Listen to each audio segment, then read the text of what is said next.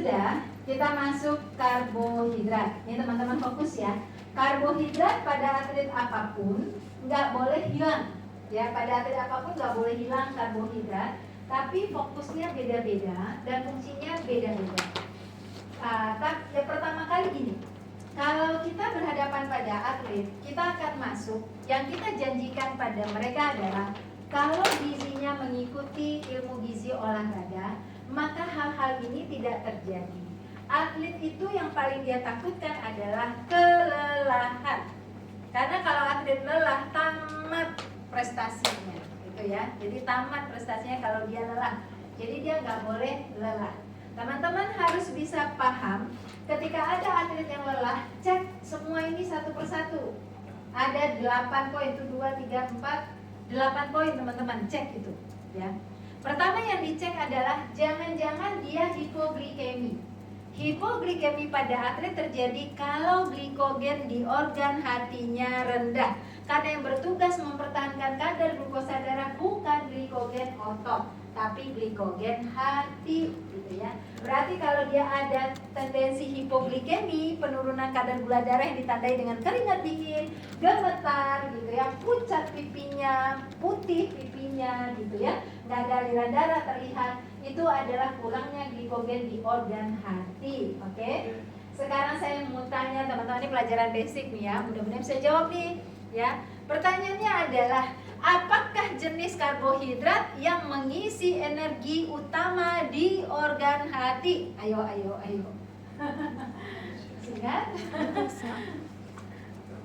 Jenis karbohidrat yang mengisi glikogen di organ hati.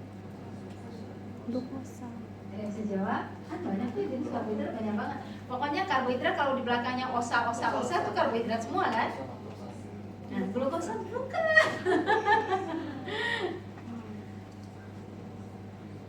Siapa yang mengisinya? Kalau enggak saya ganti cara pertanyaannya. Apa aja jenis karbohidrat yang ada? Coba sebutkan. Glukosa, laktosa, fruktosa, galaktosa, Sukrosa. Laktosa udah, apa lagi?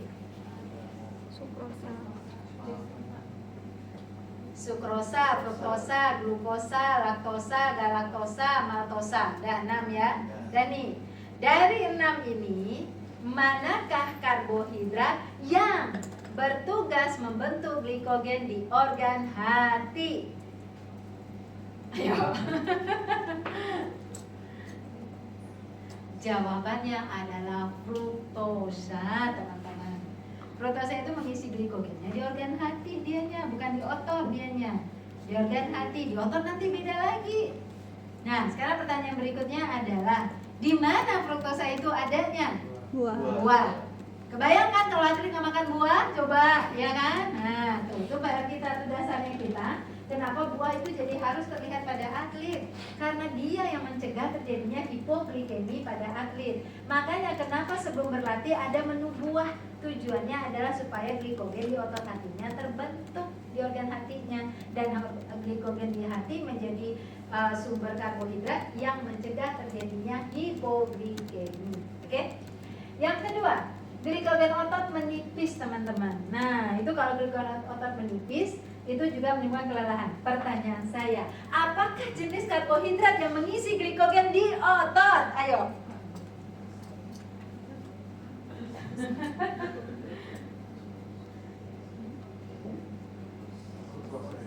Sukrosa. Tapi sukrosa hanya bisa diberikan setelah latihan. Kalau sebelum latihan terjadi efek fenomena rebound. Jadi dia hanya dihadirkan setelah latihan. Dia mengisi glikogen otot. Yang mengisi berikutnya adalah pemenuhan karbohidrat kompleks sepanjang hari. Jadi per 2 jam, per 3 jam harus diisi tuh karbohidrat. Baru glikogen ototnya terisi ya. Gangguan ionik. Nah, jadi kalau olahraganya panjang, keringatnya banyak, nggak bisa air putih aja, harus air elektrolit dan pakai elektrolit ya. Kalium itu ada di mana? Di buah sayur. Kenapa buah sayur menjadi penting? Coba lihat makanan Aderai. Bagaimana dia makan itu benar-benar ubi, protein tanpa lemak dan sayur begitu banyaknya. Itu hubungannya dengan kalium. Kenapa dia pakai ubi? Mencari kalium kalium dari real foodnya gitu. Karena kalium rendah itu membuat hal-hal yang berhubungan dengan kelelahan atlet. Dehidrasi udah kita bahas, gangguan pelepasan kalsium karena rendahnya ATP, kalsium nggak lepas, atau emang asupan kalsiumnya yang rendah. Dan peningkatan kerusakan sel oksidatif. Kerusakan oksidatif bisa dicegah dengan antioksidan. Maka makanan real food yang mengandung antioksidan menjadi penting. Nah ini teman-teman bawa kemana-mana ini. Jadi kalau ngecek asesmen atlet, ada yang nggak berprestasi, performanya rendah, teman-teman lihat satu-satu ini, ada nggak yang terganggu di sini. Jadi gizinya mengikuti pada kaidah ini, ya. Lanjut.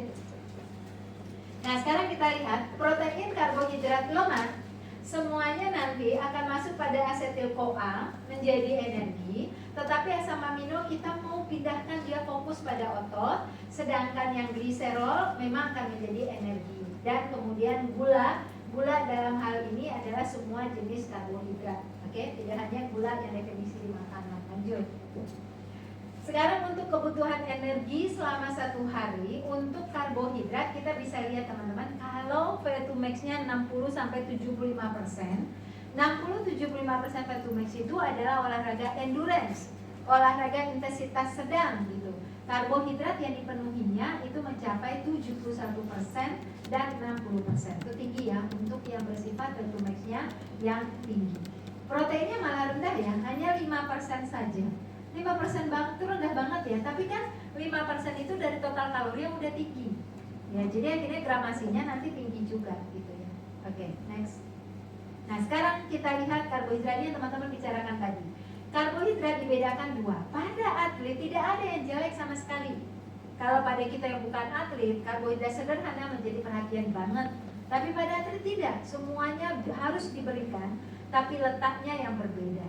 Jadi kalau kita lihat karbohidrat untuk sederhana ada mono dan di. Mono itu ada glukosa, fruktosa dan galaktosa. Di sakarida itu ada sukrosa, laktosa dan maltosa gitu ya. Dan kemudian yang kompleks itu ada pati, glikogen dan serat gitu. Nah, kalau yang pati itu dari yang kompleks yang yang kandungan karbonnya tinggi lah ya, patinya, kemudian serat itu tadi. Kata kunci dari karbohidrat ini adalah semua jenis karbohidrat, ingat ya, terbukti efektif dalam menjaga konsentrasi glukosa darah saat berolahraga. Oke teman-teman, makanya penting pemenuhan itu. Tetapi coba lihat, fruktosa diserap relatif lambat di usus karena harus diubah oleh hati menjadi glukosa sebelum dioksidasi oleh otot. Nah, makanya ini cocok kita berikan untuk menguatkan glukosa di organ hati dan untuk supaya dia lepas lebih lambat, mempertahankan kadar glukosa darah baik, dia diberikan sebelum berlatih. Tetapi jika campuran glukosa dan fruktosa dikonsumsi secara bersamaan akan meningkatkan oksidasi total karbohidrat.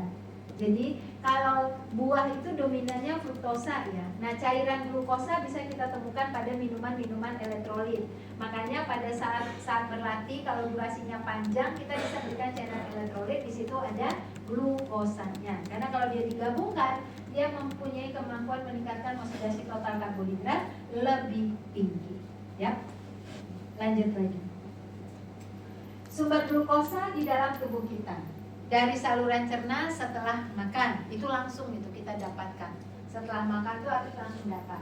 Dari hati cuma 70 gram. Berarti berapa kalori tersedianya di organ hati? 280 kilokalori saja. Dari otot itu 70 sampai 400 ya. Baru dari non karbohidrat. Yang dari non karbohidrat utamanya bentuknya apa? Gliserol ya, baru kemudian bentuk yang lain tapi utamanya adalah gliserol.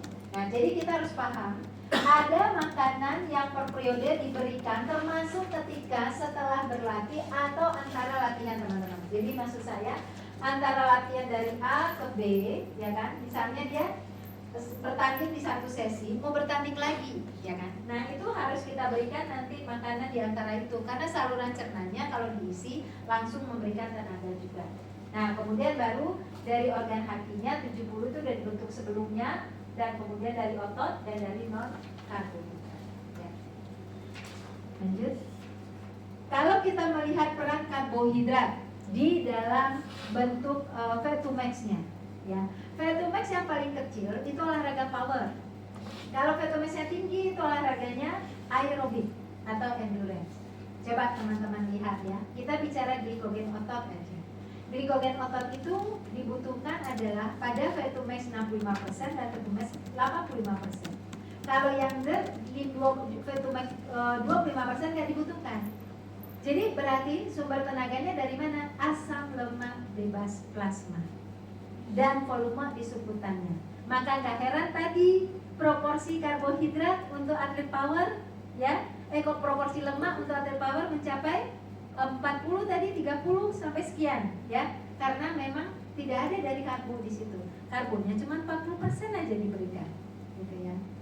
Nah, kemudian kalau kita lihat glukosa plasma ya, itu yang tertinggi VO2 max 85%. Makanya gula kita berikan pada kondisi yang VO2 max 85%. Tapi letaknya adalah setelah berlatih seperti itu. Nanti teman-teman baca ulang lagi, dipahami makna-makna dari ini ya. Lanjut. Nah, kemudian pemberian karbohidrat itu harus ada sepanjang waktu, teman-teman. Berikan 8 sampai 10 gram per kilogram berat badan ya. Itu kita berikan per 3 jam, per 6 jam. Itu harus diberikan terus karbohidrat. Nggak boleh enggak. Jadi kalau kebutuhan karbohidratnya misalnya 400 gram sehari, ada di waktu bangun tidur, ada di waktu makan pagi, ada di selingan jam 10, ada di makan siang, ada setelah latihan, ada sebelum latihan. Karbohidratnya harus muncul ya. Itu kita letakkan di situ. Jadi selalu ada gitu ya. Nah, coba kalau kita melihat ya, berapa kalau kita hitung aja ini per kilogram berat badan per hari ya. Kalau misalnya dia punya berat badan 60, berarti kan kita berikan karbohidratnya 600 gram. 600 gram ini teman-teman terjemahkan beberapa kali pemberian, bahkan 8 kali pemberian, 10 kali pemberian itu kita berikan gitu ya. Kita bagi sekian itu. Jadi fokus nanti melihat letak dari karbohidrat itu per kali waktu makannya dia. Jadi nggak hanya dimakan utamanya saja ya. Lanjut. Nah, karena kita melihat bahwa kelelahan pada atlet merusak prestasi, maka kita memahami salah satu kejadian kelelahan adalah karena asupan karbohidrat yang tidak memadai, atau cadangan glikogen ototnya yang rendah, atau glikogen hatinya yang habis gitu ya. Terjadilah kelelahan. Inilah dasar munculnya karbohidrat loading. Ini sebagai penutup sesi siang ini adalah karbohidrat loading.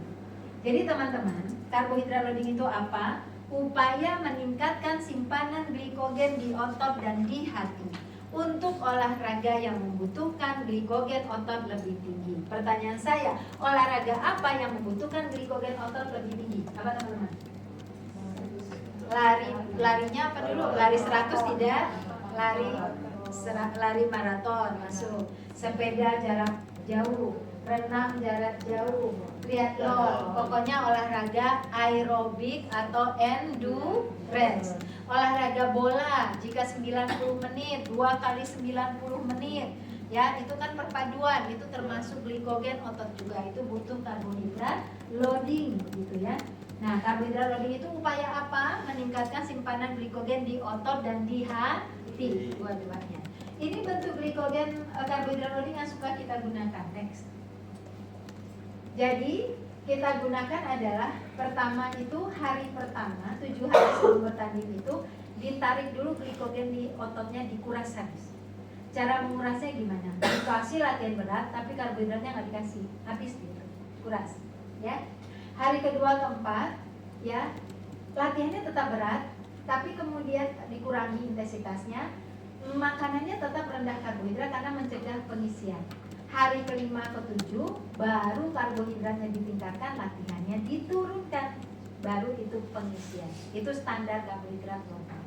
Jadi kalau pelari maraton sering banget gini teman-teman, saya mau loading 3 hari, mau karbohidrat loading 3 hari gitu ya. Tapi dia nggak paham kalau ada step-step begini. Karbohidrat loading yang dimaksud oleh pelari antusias maraton yang antusias itu adalah mengisi karbohidrat saja. Dia lupa tahapan mengosongkan. Jadi karbohidrat loading yang sesungguhnya adalah harus ada peristiwa pengosongan. Itu dikasih tahu sama teman-teman kita yang sudah rajin olahraga maraton berapa jarak kilometer di Bali, di mana gitu ya. Dia melakukan loadingnya cuma menambah karbohidrat aja di 3 hari terakhir. Yang ada berat badannya bertambah, performanya turun. Dia harus ada tahapan mengosongkan terlebih dahulu. Next. Nah, ini ya karbohidrat loading, di mana ada awalnya itu waktu latihannya tinggi tapi karbohidratnya rendah, tapi ada latihannya rendah karbohidratnya tinggi. Ya, jadi berlawanan ya. Next.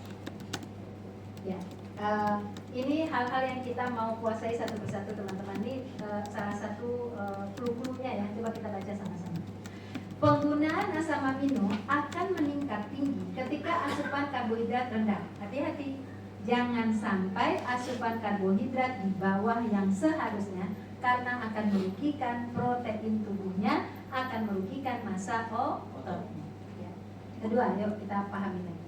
Pemberian karbohidrat bersama asam amino esensial sebelum latihan akan meningkatkan penyerapan asam amino fenilalanin lebih besar, ya, memelihara kadar energi tetap normal dibandingkan ketika diberikan setelahnya.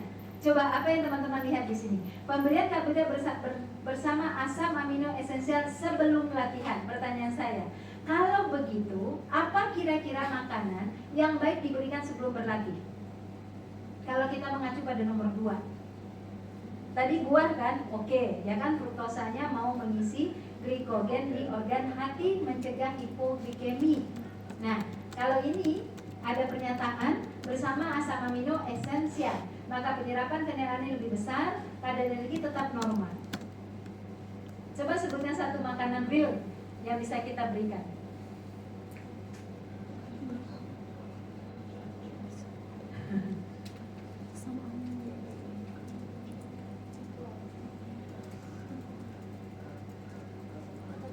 Satu makanan. Susu. Apa makanan yang mau kita berikan? Buat tadi beda cerita. Nah, ini kita mau menjawab nomor 2. Ya? Sandwich? Kalau sandwich itu berarti ada margarin. Ada berarti roti ini roti tawar maksudnya. Nggak ada proteinnya sayang. Asam amino esensialnya mana? Telur. Oh, roti dengan telur. Oke ya, roti dengan telur. Boleh sih, bagus itu roti dengan telur, tapi kan nggak ada rasa apa-apa di situ ya. Boleh sih. Nah, cuma jamnya juga takutnya dia kebanyakan penuh. Ya, volumenya ada ya, mau dikasih di jam berapa mungkin jadi pemikiran. Tapi kalau untuk bahan yang kita maksud ada di sana, karbonnya ada, proteinnya ada, ya kan? Ada nggak yang ringan? Kacang hijau kan pakai santan, pakai gula sukrosa nggak boleh. Sukrosa nggak bisa, ya kan? Susu teman-teman. Oh iya, susu. Susu tanpa lemak kasih dia. Sama buah, coba tuh keren banget. Gak sedot susu tanpa lemak, makan jus buahnya, udah jadi itu. Iya kan? Nah, atau buah potong gitu kan, pisang 2, susu tanpa lemak 1, udah mau masuk ke latihan, makan pisang 2, susu 1 yang tanpa lemaknya gitu. Dapat ini kita masuk gitu ya. Pemberian ekstra protein setelah latihan akan memberikan keuntungan dalam keseimbangan protein pasca latihan. Ini yang tadi recovery rebuild itu tadi yang nanti ada asam amino kita berikan setelah berlatih dalam 20 menit. Jadi kesimpulannya, pemenuhan asupan protein dilakukan saat permulaan latihan, selama latihan, dan segera setelah latihan bersama dengan karbohidrat. Itu kesimpulannya teman-teman ya. Masih ada kan clue-nya? No? Next. Ya, oke, sip, dah. Terakhir balik lagi. Oke, baik. Teman-teman, selesai sesi siang sampai karbohidrat. Setelah itu kita akan lanjut ke protein dan ke lemak lagi, baru kemudian ke studi kasus. Sebagai penutup, adakah yang mau bertanya? Nanti informasi yang saya berikan dikembangkan lebih lanjut, tapi ini kan clue